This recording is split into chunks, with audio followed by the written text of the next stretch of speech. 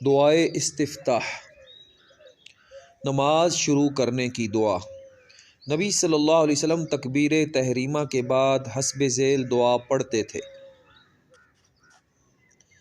اللہم باعد بینی و بین خطایای کما باعدت بین المشرق والمغرب، اللہم نقنی من الخطایا کما ینقی الثوب الابیض من الدنس، اللہم اغسل خطایای بالماء والثلج والبرد۔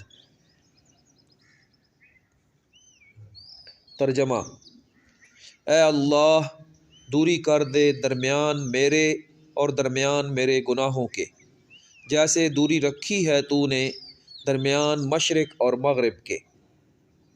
اے اللہ، صاف کر دے مجھے گناہوں سے جیسے صاف کیا جاتا ہے کپڑا سفید میل کچیل سے۔